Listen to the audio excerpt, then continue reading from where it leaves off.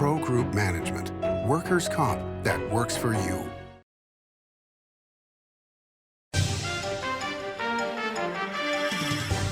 Welcome to Nevada Newsmakers. On the broadcast today, Assemblywoman Selena Torres joins us. A whole lot on education coming up on an all-new Nevada Newsmakers. Big R is Northern Nevada's #1 Golden Fire wood pellet supplier. More heat, less ash, 100% natural, and no additives. And there's only one place that stocks this many wood pellets, and that's Big R in Sparks, Winnemucca, Fallon, Fernley, and Lovelock. A river of wood pellets at Big R. It's the $200,000 Cars and Cash giveaways at Carson Valley Inn. Cash and prize drawings Thursdays and Saturdays. Plus, win a 2023 Ford F-150 or we'll pay you cash instead. Don't miss your chance to play and win. Cars and Cash at the Carson Valley Inn. Save money and take transit. Did you know you can ride the bus all day for less than what it would cost you for a gallon of gas? Plan your trip now by going to rtcwashoe.com. As you know, Reno is booming. Toll's development company is helping it grow with insightful design and development, building community with every project, adding beauty, adding excitement, emphasizing our shared humanity.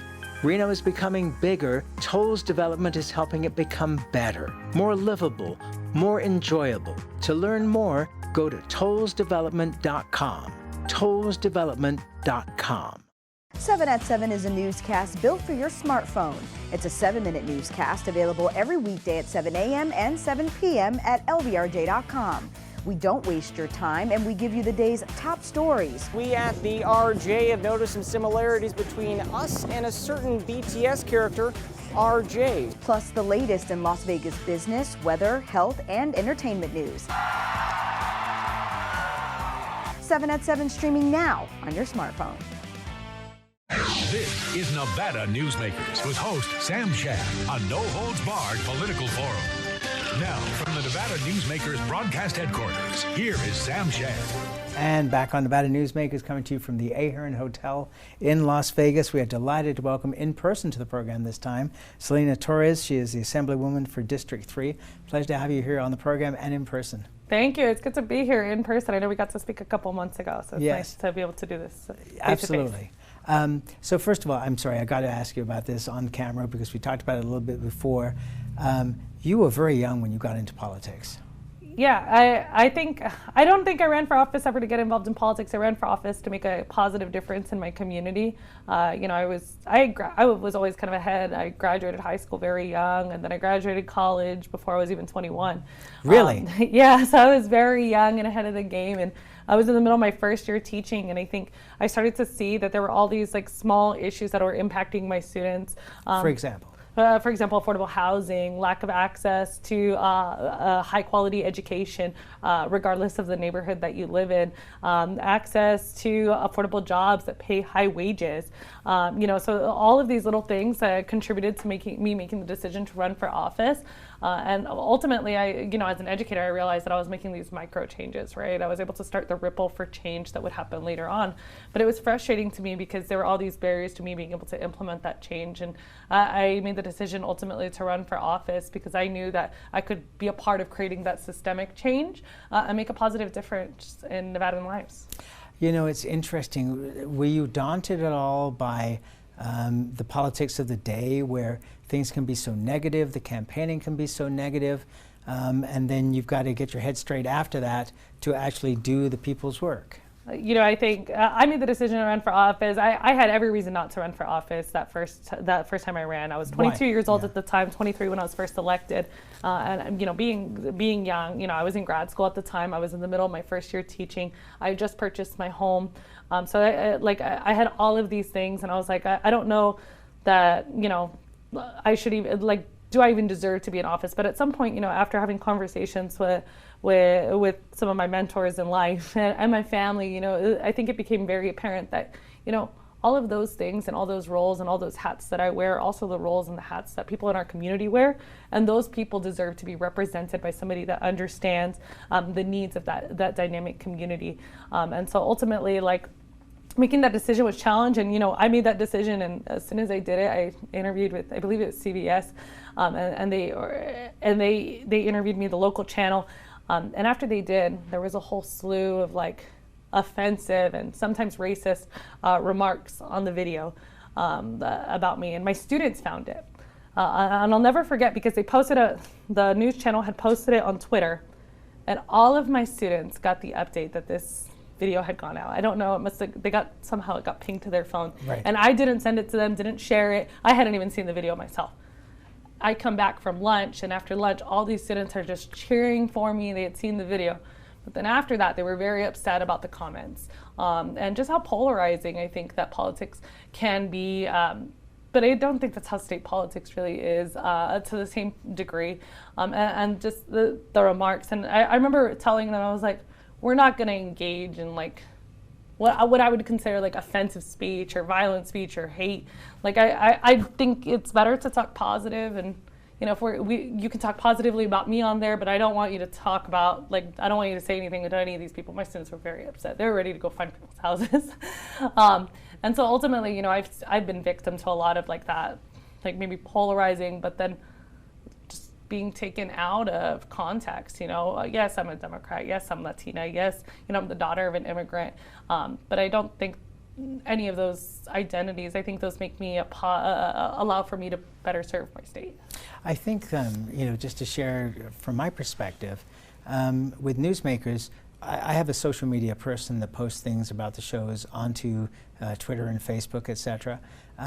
But I don't engage in any of that craziness. I mean, if people for one reason or another decide to go on the attack against me or the show or something that's happened on the show, I just leave it alone. I don't see the point in engaging in that kind of negativity. And if somebody wants to actually talk to me, I'm really easy to access. You can find my phone number, you can find my email. And if you write something that is not racist or not offensive or not full of bad language, I will respond and happily engage with you. And I think I totally agree with you that that's the way to look forward. And what a great example to your students to say, hey, that is not the right way. That is, and it's a minority of people. It's not everybody who feels that way. And I don't know, there are some people sitting around with nothing better to do each day. But they're always the loudest, right, on social media. I mean, like, I can't tell you how many, disagreeable messages using aggressive language I think any elected has received, right? And I think anybody that has a media presence has received. And it has become so normal. Like, I think I was reading an article recently that, kind of demonstrated that, like, a lot of what people say, like, if you took away the keypad, right, or you took away the phone, would you say that to another person? Of course not. In person? And the answer is no, right? No. They wouldn't. And so it's so interesting just with technology, how that communication changes, and sometimes for the better, right? We can communicate with more people and engage with more people in a very different way. Like, people can have access to their elected officials in their house, but at the same time, like, would you treat that communication the same if they were right in front of you? Well, I think that a lot of the people that write these kind of things are cowards, and that they would never have the guts. And I think part of it is also that they don't think that you're ever going to read it or see it. Yeah. They think they're expressing themselves, especially on issues, and they think that it's just like everything else in their lives, that it's never going to go anywhere. And then when you respond to them, if it's not something that's crude and rude, they're shocked. And I found that a lot of people that have disagreed with something on the program, and I've called them because they were respectful in the way they communicated, they ended up being friends by the time at the end of the conversation. So I don't know if you find that with your constituents, but they're shocked when you actually respond to them. Yeah, we see a lot of that, like knocking doors. Maybe people, the perception of you is just, it's framed ultimately by like media, but then not necessarily like media as in news. It's just framed by what other people are saying about people that are like you, whether it be because of your political party or your race, your age, your ethnicity, whatever it is, and like all of those things. And so when they can actually have a conversation, right? Like as a young lawmaker, I will say I think there's this perception like, oh, young people don't know what they do. But I think if you were to talk to my colleagues, I do have experience. I do bring knowledge to the table, right? And I think that the perception that people might have of a person because of whatever identifying trait sometimes isn't the whole story.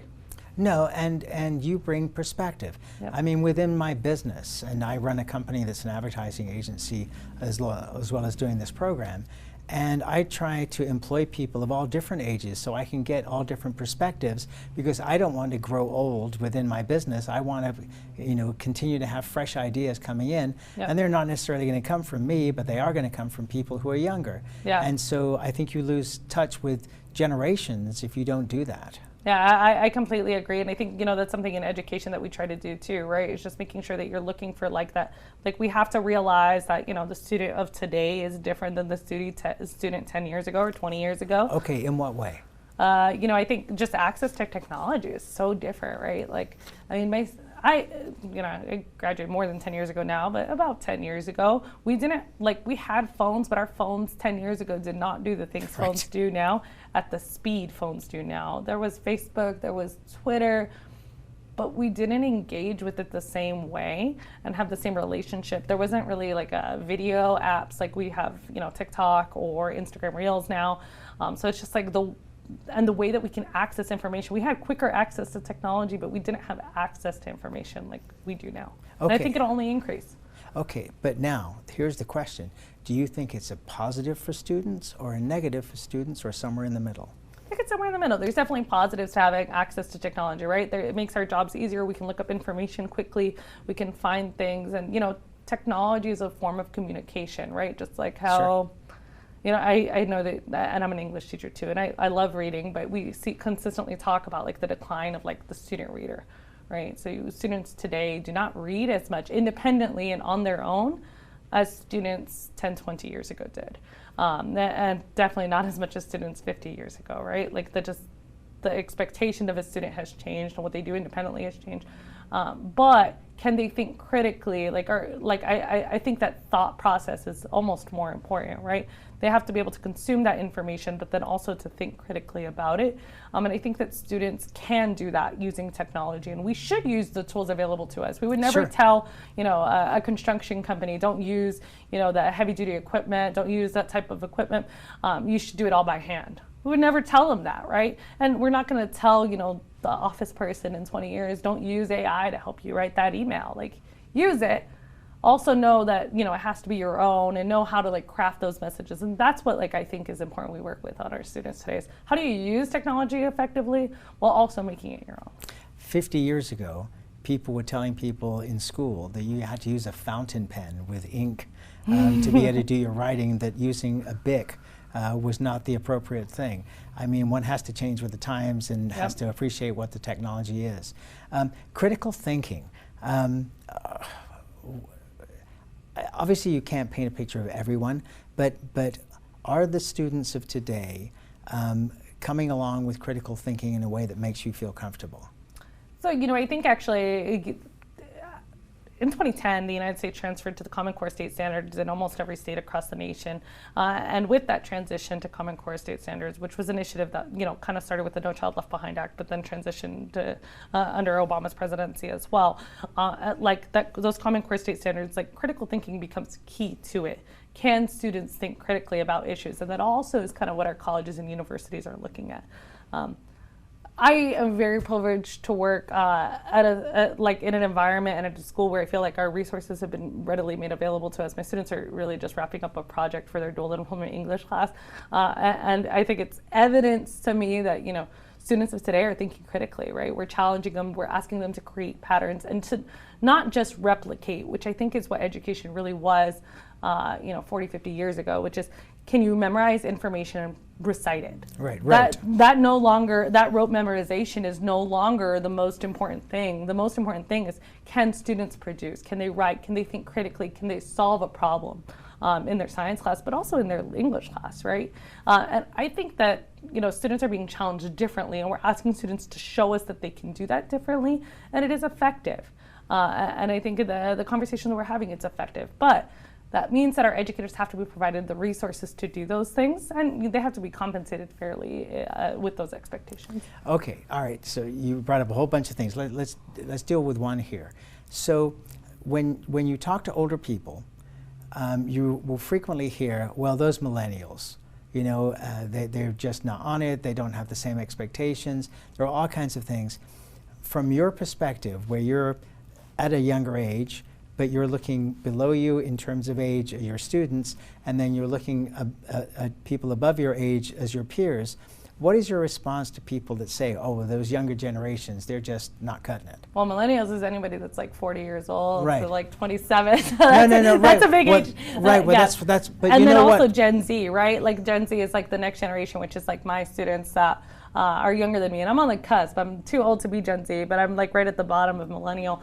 And so, you know, I think everybody knows that their parents said that about, you know, their kids, and their grandparents said that about the parents. You know, you see that for multiple generations, right? I'm sure my grandpa has said the same thing about, you know, people my dad's age, and I'm sure my dad has said that about people my age. So I think it's generational, because, you know, as we get older, you know, things change, but then the world around us changes too, and those societal expectations change. I mean, I think you look at COVID, I think the wants and needs of a lot of people change, and what people want and expect of the workforce is changing. I also think that, you know, businesses, companies, large employers, including the state, are going to have to learn to like work with that. So how do we meet the needs of the changing needs of the consumer, but then the changing needs of the employee too? Yes, and a phrase, would the phrase "get over it" be the right phrase when people complain like that? The employers? No. I mean, the older generation complaining about the young. Get over it, times because change. and kids are different. All right, let's take a break. We'll come back much more with Selena Torres after this timeout. 'Tis the season for the Holiday Cash Express at Tamarack Casino. We're trimming the tree with weekly cash giveaways, including a $5,000 winner every Saturday, plus $70,000 in grand prize stocking stuffers, including two $15,000 Holiday Cash winners guaranteed. It's a good time to win at Tamarack Casino. The casino industry drove Nevada's economy for decades. By the 1990s, however, the state's sole industry was in sharp decline. Many were losing their homes, many were leaving the state. Is Reno on track to be the Detroit of the West? Was an October 2010 Reno Gazette-Journal headline. Nevada knew it was time for a change and a time to diversify. Story County took that lead, took risks, invested tens of millions transforming its desert into a place of opportunity and a future for Nevada families needing something new. That desert now provides thousands of high-paying tech, advanced manufacturing, and energy careers at companies like Tesla, Panasonic, Google, Switch, and Redwood Materials. Story County transformed Northern Nevada forever, and the tide of opportunity has raised all vessels through construction contracts, high-paying careers, and the power of payroll. Tens of millions have been generated in sales and property tax, permits, and other revenues for Reno, Sparks, Washoe County, and for all of Nevada. Enough, in fact, to generate a surplus after public services are provided.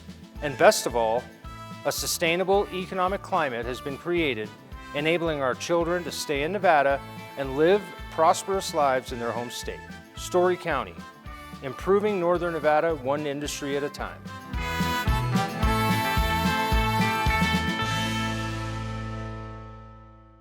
The Nevada Builders Alliance has been protecting the interests of the construction industry for over 50 years. Our programs save members thousands of dollars every year and allow them to provide much-needed benefits to their employees. Our industry also allows Nevada to grow. If you're thinking about a career in the construction industry, reach out.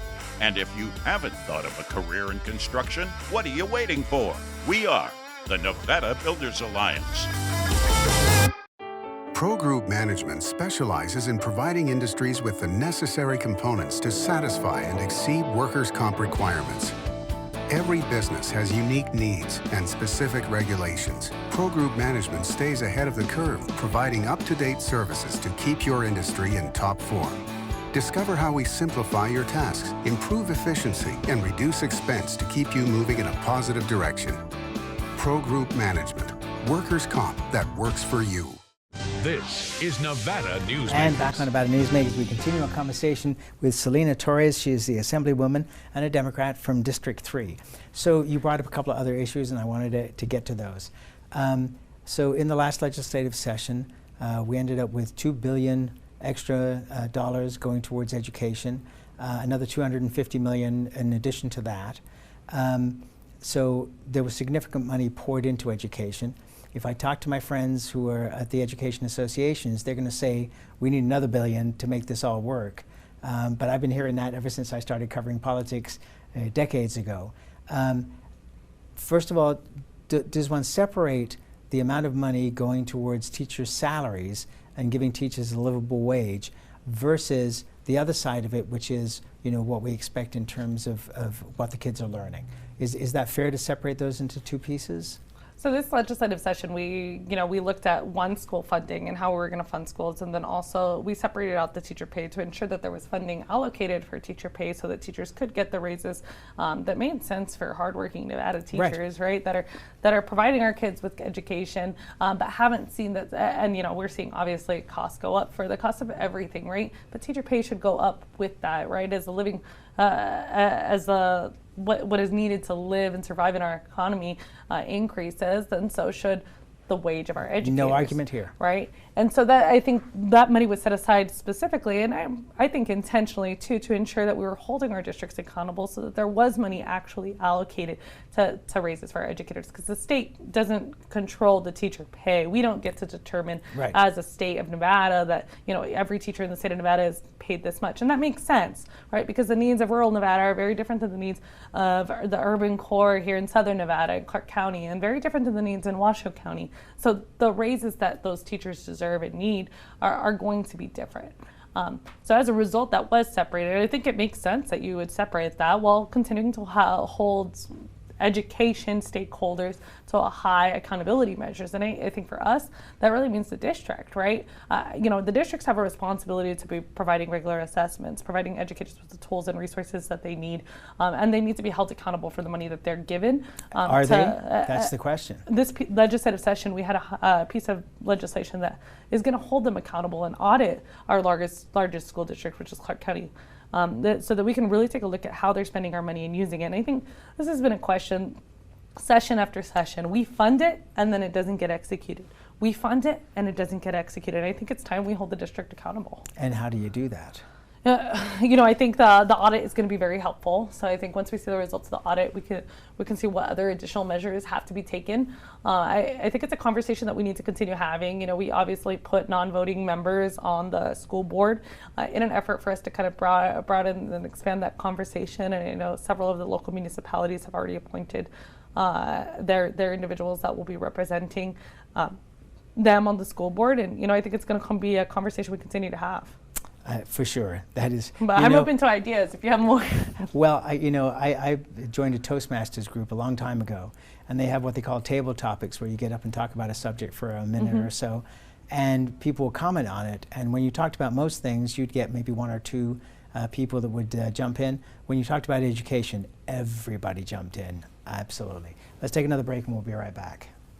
Truck drivers are some of the hardest working people you'll meet, delivering over 70% of America's freight and 92% of Nevada's. When there's a natural disaster, they're delivering critical supplies to help those communities recover and rebuild. Every sector of the economy and our nation's military rely on truck drivers. So let's take a moment to say thank you.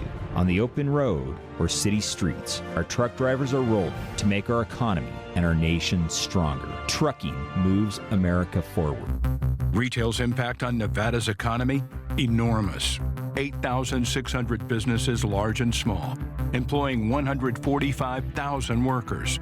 And last fiscal year, retail paid tax on nearly $60 billion in sales. We're the Retail Association of Nevada. We support retail, we help it grow, and we mean business. RANNV.org. For 50 years, Nevada Heating has been keeping people comfortable in their homes. At Nevada Heating, call the Do It Right guys and get the air conditioning back on today. That's the Nevada Heating way. Why sweat for days on end when Nevada Heating can get your air conditioning fixed today? Call us today and we'll fix it today at 323-5585 or schedule us on our website at nevadaheating.com. Imagine a magical garden that feeds Carson City's hungry and homeless, teaches our high school students agriculture, creates hanging floral displays to beautify downtown, and yet charges nothing. It's not magic. It's the Greenhouse Project. It's real, it's growing, and it needs your help. Go online to carsoncitygreenhouse.org so together we can grow it forward. This is Nevada Newsmakers. And back on Nevada Newsmakers, we continue our conversation with Selena Torres. She's the Assemblywoman for District 3. You've been everywhere. You went to CSN for your education, you went to UNR, UNLV, and now you've got your master's in education. Congratulations. Thank you. That is quite a journey. Thanks. Yeah, it was a busy couple years. Yes, to say the least. So as you look forward to the next legislative session, what are you hoping, what's the biggest thing you'd like to see accomplished? And working, by the way, with potentially a Republican governor, unless you guys get supermajorities in both houses. Well, I think regardless, we're going to be working with a Republican governor, since Joe Lombardo does have another 2 years in his term, and so I'm excited and looking forward, to the upcoming legislative session and the work that we can accomplish. I'm really committed to making sure that we expand access to dual enrollment, and then working on some of the issues impacting higher education students. So dual enrollment are classes that high school students would take that count as college credits, and I think it's really critical that we expand access to those in all schools that are providing secondary classes. This really makes sure that our students are college ready, and we know that students that go to dual enrollment programs or participate in dual enrollment programs are significantly more likely to graduate from college, go to college, be successful in college, and continue their education. Students that pass are more likely than any other students. If you just graduate from a regular high school, you're not as likely to be as successful as our dual enrollment students. So we really need to have a dedicated funding source to dual enrollment. Well, I think that you are going to be a very important part of this discussion, and I thank you so much for taking the time out to come here and be here, and please come back soon. Thank you. I'll be back. Thank you, and we'll be right back too. 'Tis the season for the Holiday Cash Express at Tamarack Casino. We're trimming the tree with weekly cash giveaways, including a $5,000 winner every Saturday, plus $70,000 in grand prize stocking stuffers, including two $15,000 Holiday Cash winners guaranteed. It's a good time to win at Tamarack Casino. Southwest Specialties has been making the homes and businesses of Nevada beautiful for more than 20 years. Their experienced designers and craftsmen create the walkways, backyards, water features, and a variety of outdoor cooking areas that add curb appeal and value to your investment. Call today or visit them at their website and see how they can make your outdoor spaces special. Southwest Specialties, creative, distinctive, beautiful. Modern boutique Ahern Hotel and Event Center sits at the heart of the Las Vegas Strip. 2 floors of meeting and event space are ideal for groups and conventions. Stay in one of 200 luxurious rooms and suites. Brand your event throughout the property. Flexible event spaces make for easy planning and personalization. Take over the entire hotel with a full buyout option. It's the $200,000 Cars and Cash giveaways at Carson Valley Inn. Cash and prize drawings Thursdays and Saturdays. Plus, win a 2023 Ford F-150 or we'll pay you cash instead. Don't miss your chance to play and win. Cars and Cash at the Carson Valley Inn. Thanks for watching Nevada Newsmakers, and thanks to everyone at the Ahern Hotel in Las Vegas for their help, including Don, Shane, Crystal, and George. We'll see you.